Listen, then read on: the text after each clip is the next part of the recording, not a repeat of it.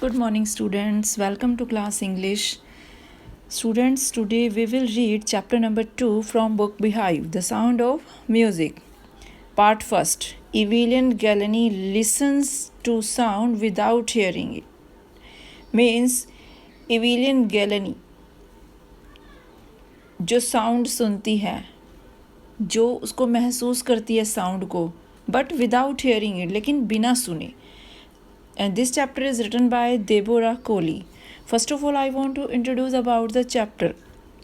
So in this chapter, Evelyn Galani was a Scottish girl. Scottish means Scotland. Evelyn Galani is the main character in this chapter. वो लड़की है, Scottish girl है, Scotland की लड़की है.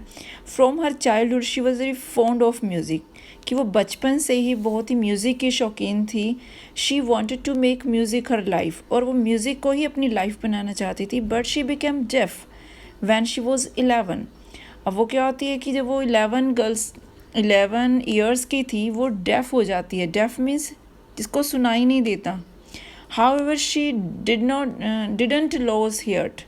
लेकिन इसके बावजूद भी उसने अपना धैर्य नहीं खोआ, और उसने क्या किया, she learn to feel music. उसने उस म्यूज़िक को फील करना सीखना शुरू किया. किसके through? Various part of her body, कि अपनी बॉडीज़ के अलग अलग पार्ट से उसने म्यूज़िक को फील करना सीखा. अब उसने लाइफ में कैसे म्यूज़िक को अपनी लाइफ बनाया, कैसे वो एक अच्छे मुकाम तक पहुंची, कैसे उसने अवार्ड्स जीते. तो ये जो चैप्टर है वो एवेलिन गैलेनी के बारे में है, कि कैसे वो अपनी लाइफ की डिफ़िकल्टीज़ के ऊपर ओवरकम पाती है. So students, let's read the chapter. Before you read, God may have taken her hearing, but she has given her back something extra ordinary. अब इसमें चैप्टर में क्या बोला गया है कि गॉड में हैव टेकन हर हियरिंग, अगर भगवान ने उसकी सुनने की शक्ति वापस ली थी, but he has given her back something और एक्स्ट्रा ऑर्डिनरी, लेकिन उसे भगवान ने कुछ एक्स्ट्रा ऑर्डिनरी दिया था. व्हाट वी हियर, हम क्या सुनते हैं. शी फील्स, वो लड़की फील करती थी. Far from deeply than any of us, कि उसको बड़ी गहराई से उसको फील करती थी, जो हम नहीं कर सकते. That's why she express music so beautifully, और इसी कारण से उसने म्यूज़िक को इतना ब्यूटीफुल, इतनी सुंदरता से एक्सप्रेस किया. Read the following account of person who fought against physical disability and made her life a success story. अब जो ये स्टोरी है वो इसी ही पर्सन की कहानी है, कि कैसे अपनी डिफ़िकल्टीज़ पर, अपनी डिसेबिलिटी, जो फिज़िकल डिसेबिलिटी है, उसको ओवरकम करती है, और हमारे लिए हमारे सामने एक अच्छी कहानी, सक्सेस स्टोरीज़ को हमारे सामने पेश करती है.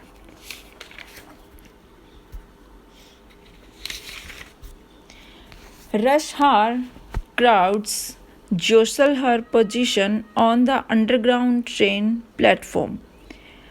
रश का मतलब जानते हो, भाग दौड़. रश हार क्राउड्स जोशल मीन्स होता है धक्का करना, जैसे भीड़ वाली जगह होती है, जैसे धक्के करते हैं, धक्का मुक्की करते हैं, उस टाइप से. कि rush hour crowd jostle for position on the underground train platform. अब भाग दौड़ के टाइम वाली भीड़, और जो अंडरग्राउंड प्लेटफॉर्म वाली गाड़ी थी, वो अपनी जगह, वहाँ पर अपनी जगह बनाने के लिए धक्का मुक्की कर रहे थे.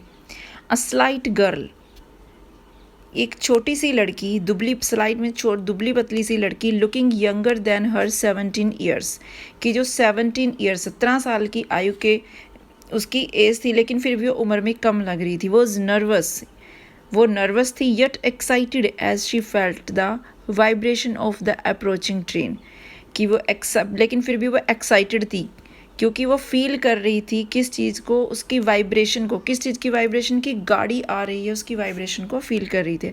It was her first day, ये उसका पहला दिन था, at the prestigious royal academy of music in London. अब लंदन में जो प्रेस्टिजियस रॉयल अकेडमी थी म्यूज़िक की, वहाँ पर उसका फर्स्ट डे था. And daunting enough for any teenager fresh from a Scottish form. Daunting means डरा देने वाली, कि किसी भी, किसका पहला दिन था और ये किसी भी एक जो टीनेजर लड़की होती है कि उसके लिए बहुत ही फ्रेश स्कॉटलैंडी जो कृषि एग्रीकल्चर फोरम से जैसे कोई ताज़ा कोई सीख के आया होता है कि इस तरह से कि वो टीनेजर लड़की के लिए वो फर्स्ट डे था, लेकिन वो डरी सी थी, एक डरा देने वाली बात हो सकती थी। But this aspiring musician faced a bigger challenge than most, she was profoundly deaf. लेकिन इस एस्पायरिंग म्यूजिशियन, एस्पायरिंग होता है कि जो महत्वाकांक्षी, कि जो अभी किसी के मन में है कि हमें ये काम करना ही करना है, कि उस संगीतकारों के म्यूजिशियंस ने कि बड़ी ही चुनौतियों को, बिगर चैलेंज को उनको फेस किया है, बिगर चैलेंजेस को फेस किया है उस रॉयल एकेडमी में देन मोस्ट, कि उससे भी बड़े जो पर्सन थे उन्होंने वहाँ पर उस रॉयल एकेडमी में बड़े चैलेंजेस को फेस किया। शी वॉज प्रोफाउंडली डेफ, पर वह क्या थी, वो तो बिल्कुल प्रोफाउंडली मतलब गंभीर रूप से क्या थी, वो डेफ थी, बहरी थी, कि बिल्कुल भी सुन नहीं सकती थी। Evelyn Glennie's loss of hearing had been gradual.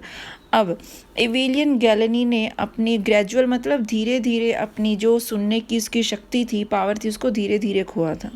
Her mother remembering notice something was wrong when the 8 years old Evelyn was waiting to play the piano. उसकी मदर को याद आता है कि उसने कब उसकी जो डेफ बहरेपन की शक्ति थी, जो सुनने की जो शक्ति थी, कब गई थी। उसने वो नोटिस किया कि जब वो 8 years की थी, 8 साल की थी, Evelyn was waiting to play the piano, कि इवेलियन पियानो के बजने का वेट कर रही थी। दे कॉल्ड हर नेम, उसको उसके नाम से बुलाया जा रहा था, बट शी डिडंट मूव, लेकिन वो उसने मूव नहीं किया।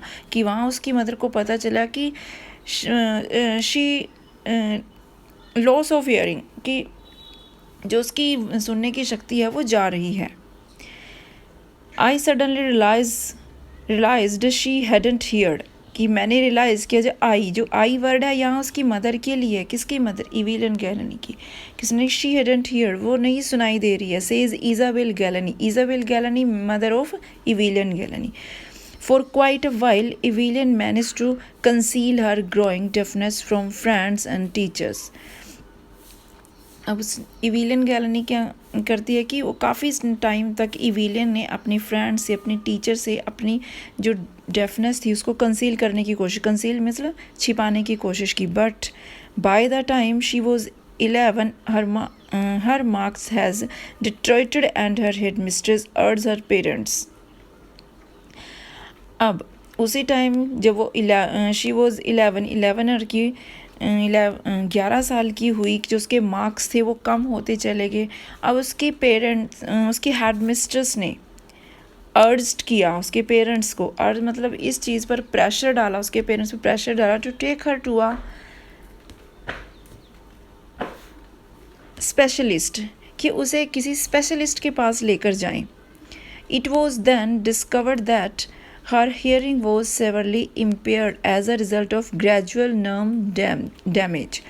अब उस चीज़ से स्पेशलिस्ट के पास लेकर जाया गया उसको, वहाँ से क्या डिस्कवर्ड हुआ कि जो उसकी सुनने की शक्ति थी सेवरली इम्पेयर्ड, कि उसको जो सुनने की शक्ति थी वो इम्पेयर्ड हो गई। इम्पेयर्ड मतलब कमज़ोर हो गई थी। और किस वजह से? एज अ रिज़ल्ट कि ग्रेजुअल नर्व डैमेज, धीरे धीरे जो उसकी सुनने की जो नर्व थी वो धीरे धीरे डैमेज हो रही थी।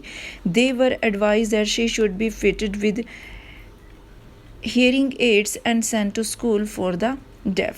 अब क्या एडवाइस दिया गया कि उसे एक हियरिंग एड्स की जो सुनने की मशीन होती है कि उसे वो दी जाए, वो लगवाया जाए उसके कानों में, और उसे किसी डेफ स्कूल में भेज दिया जाए। Everything suddenly looked black says Evelyn. अब एवेलियन कहती कि सब कुछ उस टाइम उसके लिए बिल्कुल ब्लैक हो चुका था, बिल्कुल अंधकार में हो चुका। But Evelyn was not going to give up, लेकिन जो एवेलियन थी वो गिव अप करने के लिए तैयार नहीं थी। गिव अप मीन्स हार मानना। She was determined to lead a normal life, और उसने ये निश्चित किया कि वो एक नॉर्मल लाइफ को स्पेंड करेगी। जैसे आम आदमी सिंपल लाइफ अपनी लाइफ को स्पेंड करते हैं, नॉर्मल लाइफ जीते हैं, कि वो उसको ऐसी अपनी लाइफ को स्पेंड जिएगी। And pursue her interest in music, और अपने जो उसका इंटरेस्ट था म्यूज़िक में वो ऐसे ही परस्यू मतलब किसी काम में जुटे रहना कि वैसे ही वो जुटी रहेगी. One day she noticed a girl playing a xylophone and decided that she wanted to play it too. एक दिन उसने क्या नोटिस किया कि एक लड़की को ज़ाइलोफोन बजाते हुए उसने देखा और उसने क्या डिसाइड किया कि वो भी यही सीखना चाहेगी. Most of the teacher discourage her. बहुत से टीचर्स ने इसको डिस्करेज किया. But percussionist Ron Forbes spotted her potential. लेकिन जो उसके टीचर्स थे, नाम था उनका रॉन फोर्ब्स, उसने उसको स्पॉट किया, उसकी पोटेंशियल को पहचाना, जो उसकी शक्ति थी उसको पहचाना, उसको इनकरेज किया. He began by tuning to large drum to different notes. और उन्होंने उसको सिखाना शुरू किया किस चीज़ के ऊपर? By tuning to large drums to different notes, कि 2 बड़े बड़े ड्रम पे अलग अलग धुन से उसको सिखाना शुरू किया. डोंट लिसन थ्रू ये अर्स ही वुड से. वो हमेशा उसको क्या कहते थे, कौन? रॉन फोर्ब्स, कि अपने कानों से ना सुने. Try to send it some other way, कि उसको वो किसी और चीज़ से महसूस करे. सेज इविलियन. सडनली इविलियन कहती है कि अचानक से मैंने रियलाइज़ किया कि I could feel the higher drum from the waist up. कि अचानक से उसने क्या रियलाइज़ किया कि वो बड़े ड्रम की आवाज़ को कहाँ पे महसूस कर सकती थी?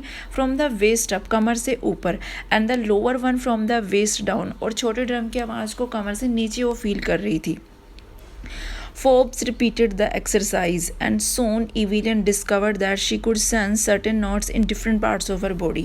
अब फोर्ब्स ने उसकी एक्सरसाइज को फिर से रिपीट किया, बार बार उसको एक्सरसाइज करवाई, और जल्दी ही इविलियन ने यह डिस्कवर किया कि वो उन डिफरेंट नोट्स की, जो ड्रम की डिफरेंट नोट्स थी, उनको अपनी बॉडी के वेरियस अलग अलग पार्ट में उसको फील कर सकती थी. I had learn to open my mind and body to sound and vibration. और उसने अपने माइंड को ओपन किया और बॉडी जो साउंड थी उसको, बॉडी वाइब्रेशन थी उसके अपनी बॉडी में फील करना उसने सीख लिया था. द रेस्ट वो share determination and hard work. और जब बचा हुआ काम था कि जो उसके जैसे कि उसने इतना सीख लिया था कि वो उसकी कठिन मेहनत का फल था. शेयर डिटर्मिनेशन, कि एक बिल्कुल निश्चय कर लेना किसी बात पर कि मुझे ये करना ही है, कि वो उसका फल था. She never looked back from that point onwards. She toured the United Kingdom with a youth orchestra and by the time she was 16. अब उसने कभी पीछे मुड़कर नहीं देखा. उसने टूर किया यूनाइटेड किंगडम का, अपने जो यूथ ऑर्केस्ट्रा उसका ग्रुप था उसके साथ वो टूर पर गई. जिस टाइम वो किस एज की थी? 16 ईयर्स की. She had decide to make music her life. और वहाँ से ने डिसाइड किया कि वो अपनी म्यूज़िक को ही अपना लाइफ बनाएगी. She audition for the royal academy of music. और उसने रॉयल अकेडमी ऑफ म्यूज़िक वहाँ पर उसने अपना ऑडिशन दिया and score one of the highest marks in the history of the academy. और वहाँ पर उसने हाईएस्ट मार्क्स अकेडमी के जो उस इतिहास में उसने इतिहास रच दिया, हाईएस्ट मार्क्स स्कोर किए. She gradually moved from orchestral work to solo performance. अब वहाँ से उसने धीरे धीरे ऑर्केस्ट्रल वर्क से सोलो परफॉर्मेंस देनी शुरू करी, सोलो परफॉर्मेंस की तरफ मूव किया, मतलब कि वो अकेले ही परफॉर्म करेगी. At the end of her 3 years course, अब 3 साल के कोर्स के एंड पर she had capture most of the top awards, कि 3 साल के कोर्स के एंड पर उसने बहुत से अवार्ड्स को हासिल किए. And for all these Evelyn would not accept any hint of heroic achievement. और इन सब के अलावा इविलियन किसी की मतलब बड़ी ग्रेट अचीवमेंट की और संकेत उसको स्वीकार नहीं करती थी, कि उसे मतलब ये नहीं सोचते कि उसको यहाँ कि वो अपनी इस अचीवमेंट से ही वो सेटिस्फाई है. अब वो क्या बोलते कि if you work hard and know where are you going you will get there, कि अगर आप मेहनत करते हो एंड नो ये जानते हो कि आपको कहाँ जाना है, यू विल गेट देयर, तो आप वहाँ पर ज़रूर पहुँचोगे. कि अगर आप मेहनत करते हो, आपको अपना लक्ष्य पता है कि आपका क्या आपने डिसाइड किया है तो आप वहाँ पर ज़रूर पहुँचोगे। And she got right to the top, और उसे वो टॉप पोजीशन हासिल हुई। The world's most sought after multi percussions with a mastery of some 1,000 instrument and hectic international schedule। और संसार की जो वर्ल्ड की सबसे ज़्यादा मांग की जाने वाली जो परक्यूनिस्ट से, मतलब उसके क्या बोलते हैं, ताल वादक कलाकार थे कि जिसे लगभग 1,000 वाद्य यंत्रों पर कुशलता प्राप्त थी, कि उसके पास एक ऐसा शेड्यूल था हैक्टिक, कि बहुत ही ज़्यादा व्यस्त कार्य, उसके पास बहुत ही ज़्यादा हैक्टिक इंटरनेशनल शेड्यूल रहते थे, कि उसे उन इंटरनेशनल जो प्रोग्राम थे वो भी इसको मिलने लगे। It is intriguing to watch Evelyn function so effortlessly without hearing, कि इट वॉज इंट्रिग्यूइंग का मतलब होता है कि जब हम किसी को देखकर अजीब सा महसूस करते हैं, मतलब हैरान हो जाते हैं, कि बहुत ही हैरान करने वाली बात थी कि इविलियन को देखना, कि सो एफर्टलेसली विदाउट हियरिंग, कि इतने एफर्ट्स करना विदाउट हियरिंग, कि बिना सुनने, उसको सुनाई नहीं देता लेकिन फिर भी वो इतने टॉप पोजीशन पर है, कि उसको देखकर ये बड़ा ही अजीब महसूस होता था, मतलब अच्छा लगता था। In our 2 hour discussion she never missed a word, कि हमारे 2 घंटे की डिस्कशन में वह कभी भी एक शब्द सुनने से नहीं चुकी, कि उसने एक भी ऐसा वर्ड मिस नहीं किया कि जो हम बोले और उसने ना सुना हो। मैन विद बशी बियर्ड्स गिव मी ट्रबल, अब उसने शी लाफ्ट, कि वो उसने हंसते हुए कहा कि जो ज़्यादा दाढ़ी वाले मैन होते हैं वो मेरे लिए थोड़ा ट्रबल बन जाते हैं। It is not just watching the lips, कि केवल होठों को देखने से ही यह कि ये पॉसिबल नहीं होता, पूरा चेहरा देखना होता है, कि it is the whole face, कि पूरा फेस देखना होता है, स्पेशली द आइज़, कि स्पेशली आइज़ को। She speaks flawlessly with a Scottish lilt, कि स्पेशली आंखों को देखना होता था, और वो क्या करती थी, स्कॉटी लहजे में बोलती थी बिना किसी रुकावट के। लिल्ट का मतलब होता है लहजा, टोन, स्कॉटिश टोन में बोलती थी बिना रुके। My speech is clear because I could hear till I was 11, कि जो मेरी स्पीच थी वो बिल्कुल क्लियर थी, क्योंकि मेरा बोलना बिल्कुल क्लियर था, क्योंकि मैं 11 वर्ष की होने तक सुन सकती थी। कि वो बोलती है कि मैं बिल्कुल क्लियर बोलती, क्योंकि वो 11 साल तक होने को सुन सकती थी, कि 11 साल के बाद ही उसने अपने सुनने की जो शक्ति थी उसको खोया था। किसने? इविलियन गैलनी ने।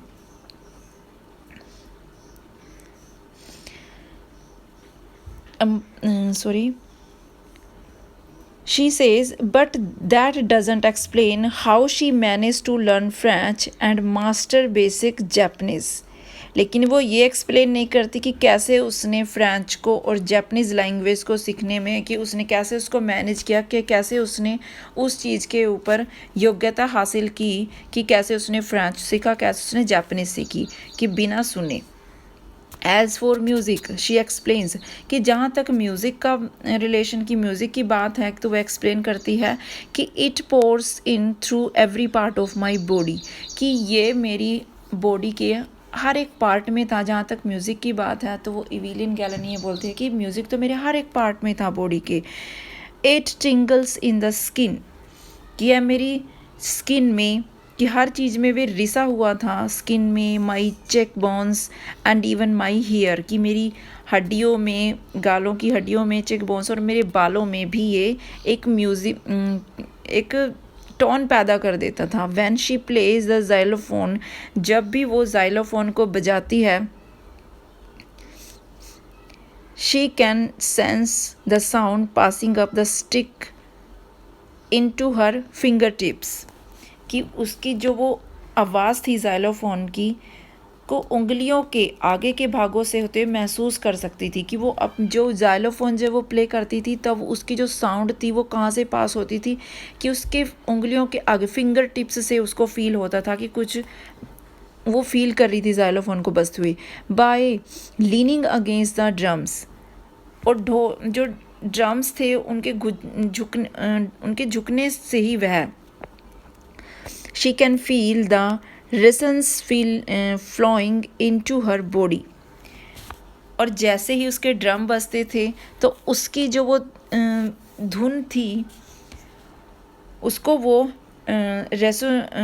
रेसोनेंस उसकी गूंज को वो अपनी बॉडी में फील करती थी। On a wooden platform she removes her shoes. अब जब वो प्लेटफॉर्म पर होती थी, लकड़ी के प्लेटफॉर्म पर होती थी, तो वो अपने जूते रिमूव कर देती थी, सो दैट ताकि the vibration pass through her bare feet and up her legs, कि ताकि जो वह वाइब्रेशन हो ड्रम्स की तो वो क्या हो, उसके नंगे पैरों से होते हुए उसकी टांगों के ऊपर जा सके, कि वो उसको सुन सके कि कैसे जो ड्रम की साउंड है कि कैसे वो बज रही है, ताकि वो अपनी बॉडी में उसको फील कर सके। तो स्टूडेंट्स, आज हम ये चैप्टर यहीं तक रीड करेंगे। और आज हम इस चैप्टर में हमने इविलियन के बारे में पढ़ा कि कैसे उसने इन सेवंस जो कम्प्रीहेंशंस थे इनकी कैसे उसने अपनी जो सुनने की शक्ति थी, हेयरिंग पावर थी, कैसे उसने उसको खोया और कैसे उसने अपने आप को उन ड्रम्स को कैसे उसने फील किया अपनी बॉडी में बजते हुए, कैसे उसने म्यूज़िक को अपनी लाइफ का पार्ट बनाया। तो इससे रिलेटेड जो भी आपके क्वेश्चन आंसर बनेंगे students, I will send you by PDF। Students अच्छे से रीड करना है आपने। Thank you.